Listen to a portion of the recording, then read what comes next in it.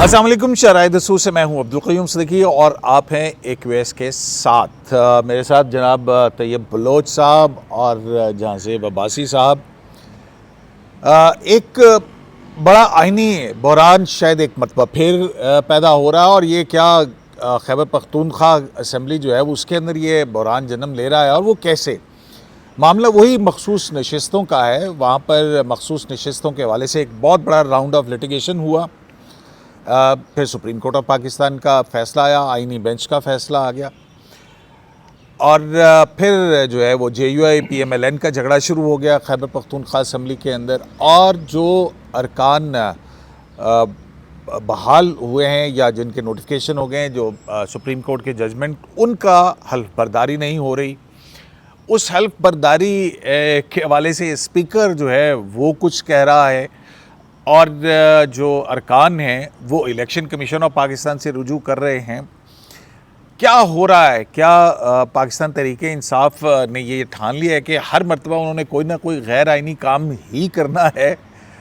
तो अब ये गैर आइनी काम हमें याद है कि जब अदम एतमाद की तहरीक आई थी तो कासिम सूरी ने आर्टिकल 5 का सहारा लिया और फिर असम्बली जो है वो वोट ऑफ नो कॉन्फिडेंस ख़त्म कर दी, असम्बली तोड़ दी गई। इमरान खान ने बतौर वज़ीर आज़म, सदर आरिफ अलवी ने उसको नोटिफिकेशन जारी कर दी, उसकी मंजूरी दे दी।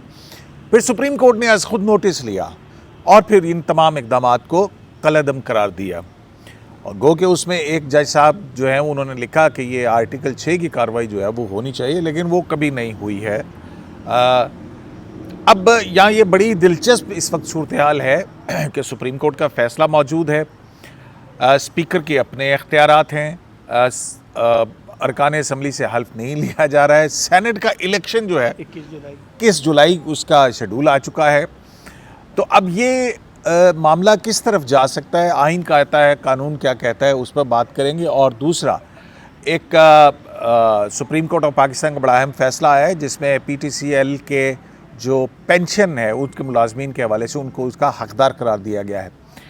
गो के जस्टिस आयशा मलिक की जो जजमेंट थी उससे 2 जज साहिबान ने, चीफ जस्टिस और जस्टिस अमीनुद्दीन ने इख्तलाफ किया, उस पर भी बात करेंगे। तो जनाब जो इस फैसले का जो लुबे लुबाब है वो ये है कि वो पेंशन के हकदार होंगे वो लोग जो पहले TNT में थे, TNT से फिर वो जो PTCL के अंदर गए, फिर PTC जो है वो PTCL बना, वो ट्रांसफ़र होते गए, तो वो हकदार हैं। लेकिन जिन्होंने VSS कर लिया वो उसके हकदार नहीं होंगे, या वो सरकारी मुलाजमीन जब PTCL के बना तो उस वक्त वो इंडक्ट हुए तो फिर वो हकदार नहीं होंगे।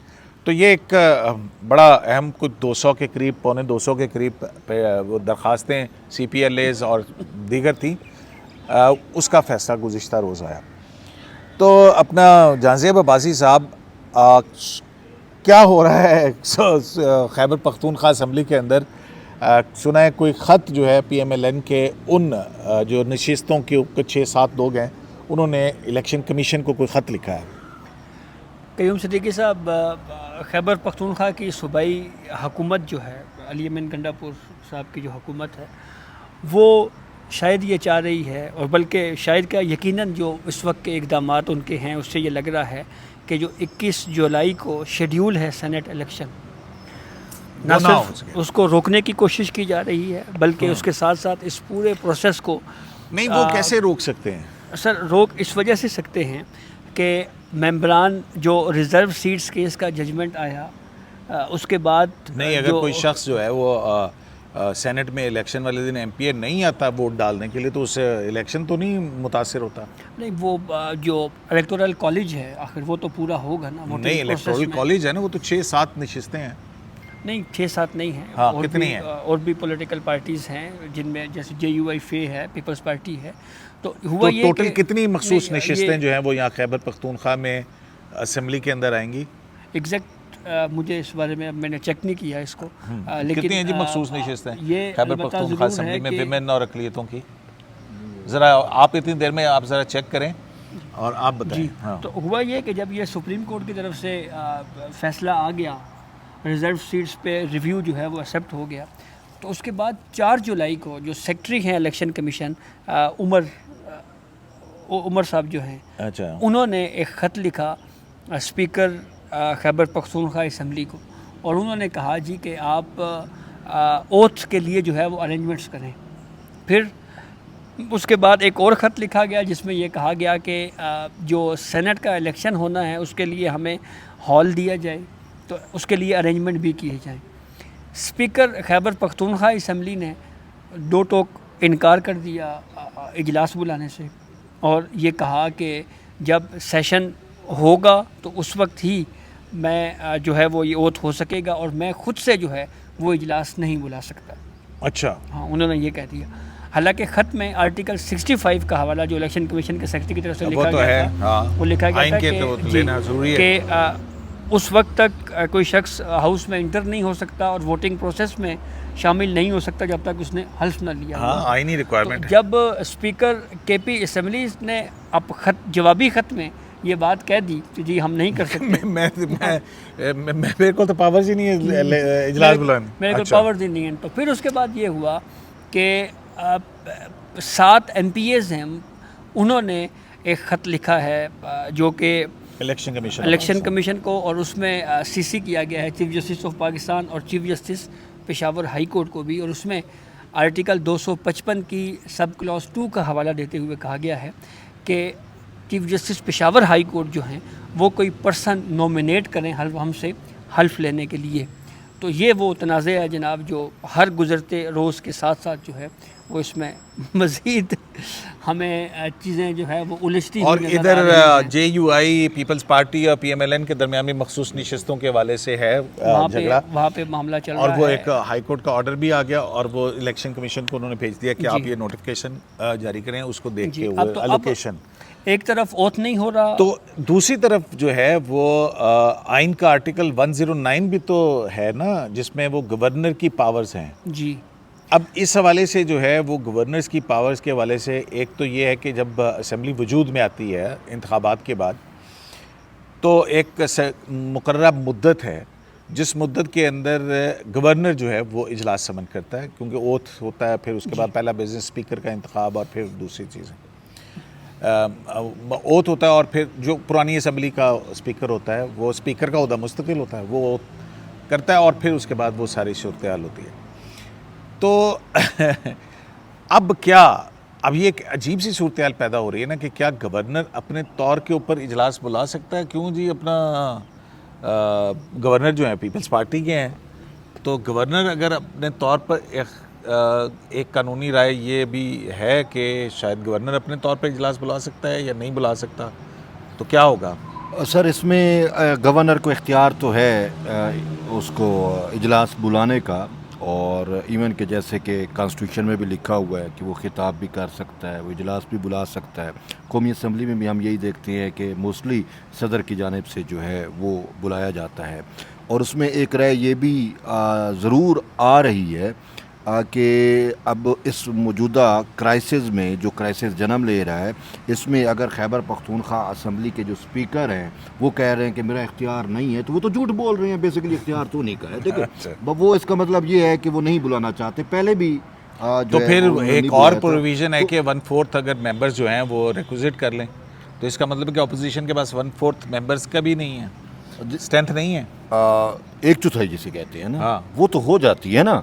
जो आपने मुझसे तो पूछा, फिर ऑपोजिशन देखिए मखसूस नशिस्तें बनती हैं, टोटल केपी की असम्बली की नशिस्तें 145, जनरल नशिस्तें 115, बाकी बच्चे 145 में 115 के 30, तो मखसूस नशिस्तें जो हैं वो ख़वातीन की बनती हैं 26, और वो जो अक़लियती मेंबरान है वो 4, तो यानी कि 30 मखसूस, हाँ नहीं वैसे वो मैं वो सवाल जो शुरू में हो रह गया था ना, तो 30 मखसूस नशिस्तें बनती हैं, और 30 आप ये मिला लें, और उसमें पीपल्स पार्टी की कितनी है, नून लीग की मिला लें, JUI की मिला लें, तो 1/4 से ज़्यादा बनती है मेरे ख्याल में। नहीं, लेकिन जब तक ये मेंबर नहीं बनेंगे, ओथ नहीं लेंगे, तो वो इजलास कैसे रिक्विजिट कर सकते हैं?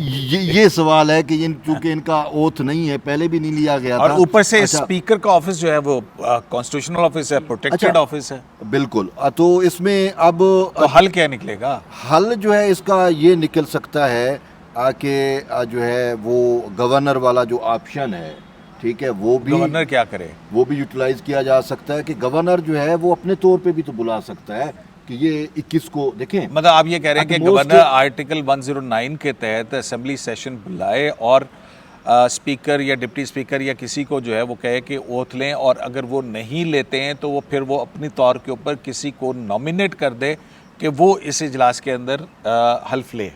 बिल्कुल। तो असेंबली तो कस्टोडियन तो स्पीकर है, सर स्पीकर ताले मार देता है फिर कस्टोडियन जैसे होता रहा है। हाँ, ये हमारे यहाँ होता रहा हमारे है यहाँ होता भी रहा है। एक इजलास उधर हो रहा है, फिर अच्छा, एक इसका होटल एक के और अंदर हो रहा है option- पंजाब में। इसका और ऑप्शन है, जैसे जहांजेब ने कहा, इसका एक और ऑप्शन है कि यहाँ पे सुप्रीम कोर्ट हुक्म देती है। याद है आपको, सुप्रीम कोर्ट ने हुक्म दिया था कि अगर गवर्नर हलफ ना ले, फलां ना ले, तो फिर दूसरा ऑप्शन वो पंजाब नहीं, वाला देखें, जो बात ऑप्शन ये- था। तो नहीं। मैं ये कह रहा हूँ कि क्या वहाँ पे जो chief justice Peshawar high court हैं वो तो ये तो खत तो जो इन्होंने बताया ना, उस खत के अंदर तो मुद्दा तो यही यही है, है बिल्कुल। कि चीफ जस्टिस किसी को नॉमिनेट करें जो हमसे हल्फ ले हलफ ले ले। ठीक है ना। अब ये देखना है कि भाई वो चीफ जस्टिस कैसे, जबकि गवर्नर की पावर्स मौजूद हैं, ये हो सकती है नहीं हो सकती, ये भी एक मामला गवर्नर तो आज अदलिया जो है वो इसमें देखिए, मुदाखलत इसका करेगा। हल निकाला जा रहा है, मुझे ये नजर आ रहा है। देखें, मौलाना फजल रहमान का जो घर है वो दोबारा पॉलिटिकल बैठक बन चुकी है। हाँ। और उसमें कल भी हमने PMLN के वफूद को जाते हुए देखा, और आज भी पीपल्स पार्टी के वफद गए, खुशी शाह गए, और फैसल करीम कुंडी जो गवर्नर हैं, जिसका कहीं ना कहीं अगर इख्तियार है, वो भी गए हैं। तो अगर मौलाना साहब और इनका हो जाए तो शायद ये कोई ना कोई सोल्यूशन निकाल ले, क्योंकि ये डेमोक्रेटिक लोग हैं और कॉन्स्टिट्यूशन को ये बेहतर जानते हैं। ये तो जो खैबर पख्तूनख्वा में भी असेंबली में जो लोग PTI नहीं, देखें, ये तो कॉन्स्टिट्यूशनल ऑब्लिगेशन है ना स्पीकर की कि वो इजलास बुलाए। अब वो और हल्फ ले, अब वो नहीं ले रहे हैं, ठीक है ना, वो इजलास नहीं बुला रहे हैं, तो फिर क्या स्पीकर खैबर पख्तूनख्वा जो है वो एक गैर आइनी अमल के मुर्तकिब हो रहे हैं? ये और फिर जब के सुप्रीम कोर्ट ऑफ पाकिस्तान का फैसला भी आइनी बेंच का मौजूद है, तो क्या होना चाहिए? मुझे याद पड़ता है पहले भी जब पेशावर हाई कोर्ट की जजमेंट आई थी रिजर्व सीट्स के अंदर और हल्फ लेने के लिए कहा गया था, तो स्पीकर ने इनकार कर दिया था।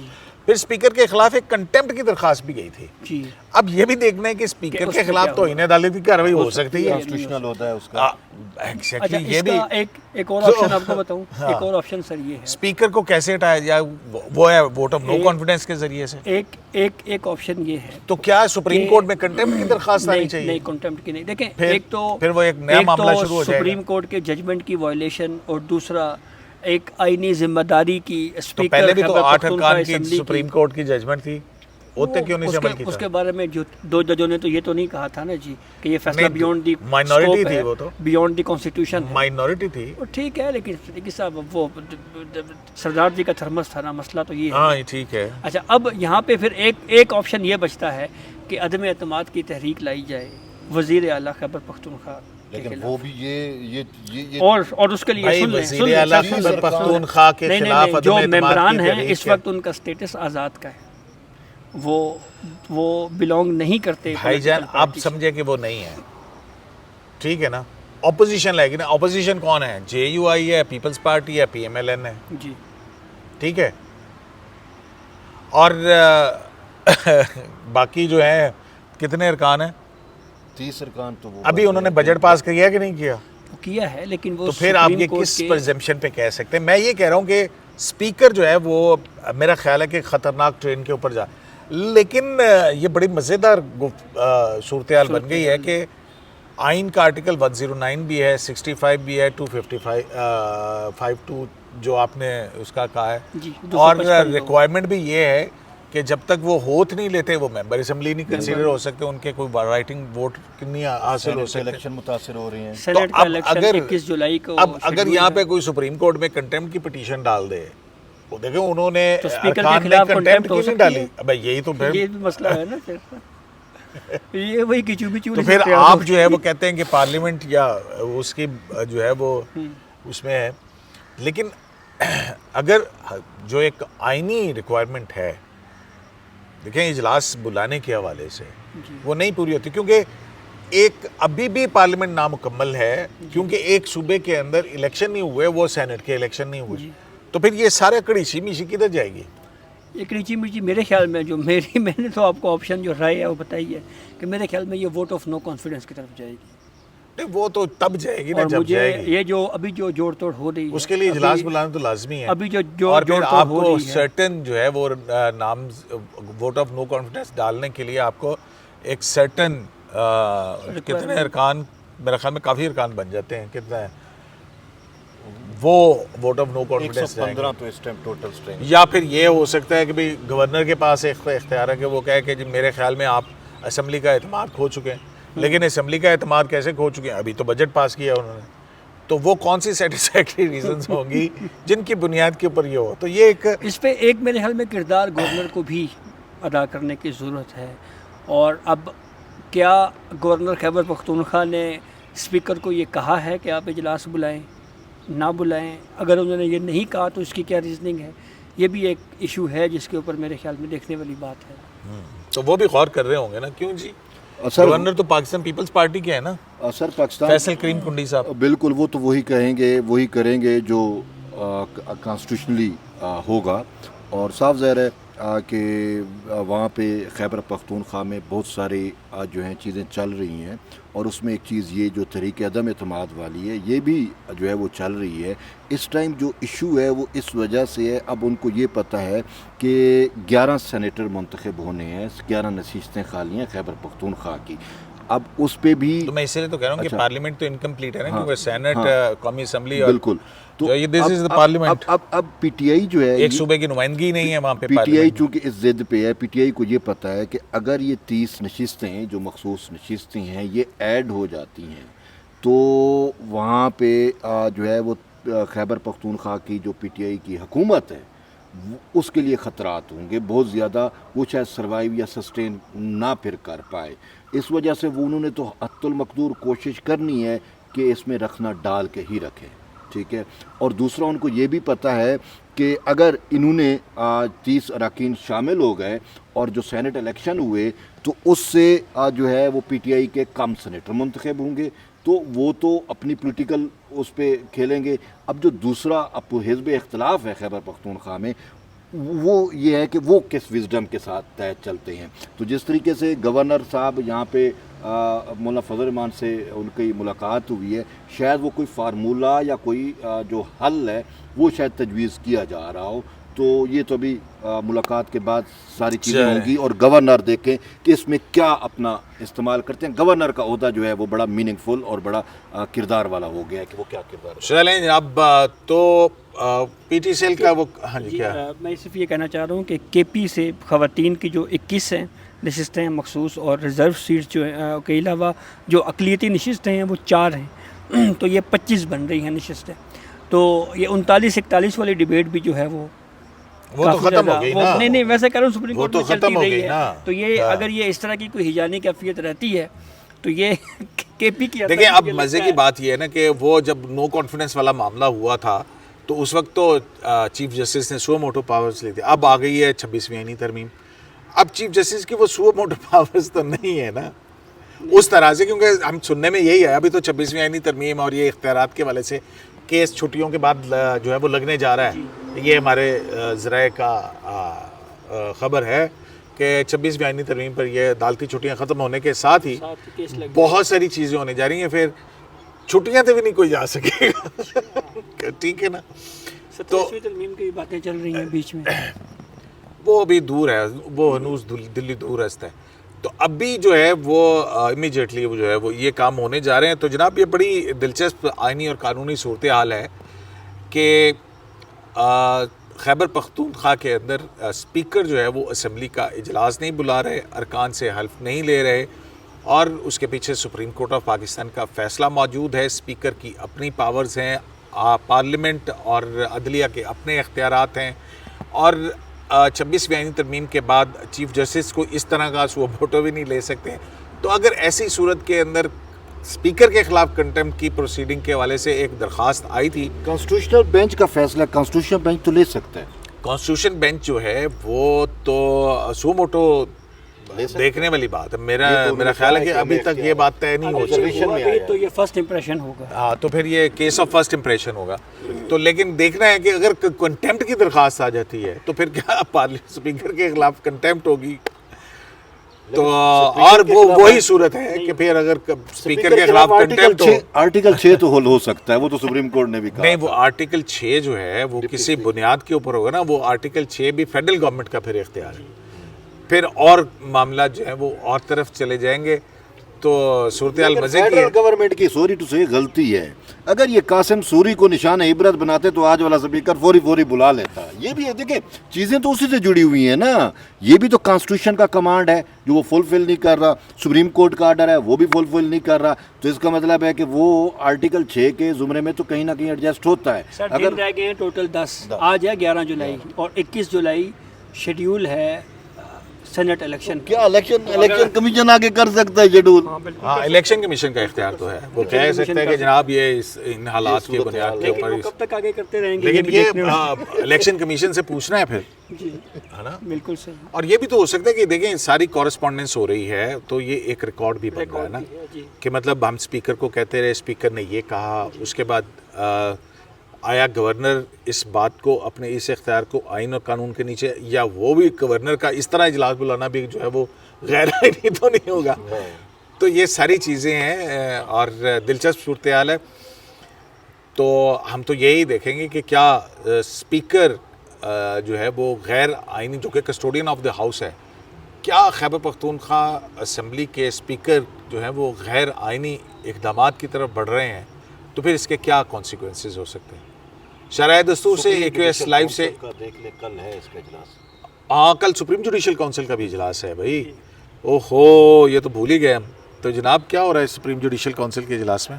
सर कल तो इजलास में जो है वो चीफ जस्टिस याहिया अफरीदी साहब आएंगे, जस्टिस मंसूर अली शाह साहब आएंगे, जस्टिस मुनीब अख्तर साहब आएंगे, जस्टिस आलिया नीलम साहब आएंगी और जस्टिस जुनैद गफ़ार साहब आएंगे। तो अच्छा, दूसरा ये है कि एक तो ये शाह जी का एक और कारनामा जो है ना वो हम बताएंगे। मंजरेआम पे आया। हाँ, कोई एक कुछ चीज़ सामने आई है सामने। अच्छा, इसमें एक तो ये है जी कि सुना है कि 24 शिकायत हैं जो जिन पे गौर होना है जजिस के ख़िलाफ़, और ये किन जजिस के ख़िलाफ़ हैं नाम अभी तक कम अज़ कम मुझे तो नहीं पता चल सका। हम जानते हैं हाई कोर्ट्स के जजिस के ख़िलाफ़ शिकायत ऑलरेडी पेंडिंग हैं। दूसरा ये है कि सुप्रीम जुडिशल काउंसिल के रूल्स के हवाले हो से सकता है कल आपको पता लग जाए कि कल फलां जजेस के खिलाफ थी शिकायत जो कि डिस्पोज ऑफ कर दी गई। ये भी हो सकता है ना? ये भी कंसिडरेशन में है कि क्या जो डिस्पोज ऑफ या जिनकी शिकायत हम ख़त्म कर रहे हैं क्या उनके नाम हमें मीडिया में पब्लिक करने चाहिए या नहीं। ये मामला से पूछेंगे। सुप्रीम जुडिशल काउंसिल में डिस्कस आपका ही सवाल था, आपकी तजवीज़ थी, आप ही की राय थी, जिसको कल कंसिडर किया जाएगा 11 बजे का। और उसके अलावा वो 6 जज साहबान के ख़त के बाद जो ज़ाब्ता अखलाक के अंदर जस्टिस मुनीब अख्तर साहब की ज़िम्मेदारी आयद की गई थी कि जजेस कोड ऑफ कंडक्ट, तो उस हवाले से भी गौर व खौज होगा। तो जनाब देखते हैं कि स्पीकर खैबर पख्तूनख्वा असम्बली कहाँ तक किस किस चीज़ का बोझ बर्दाश्त करते हैं। दिलचस्प सियासी चालें हैं जो कि आइंदा देखने को मिलेंगे। शरह दस्तूर से AQS लाइव से इजाज़त दीजिए। अल्लाह निगहबान।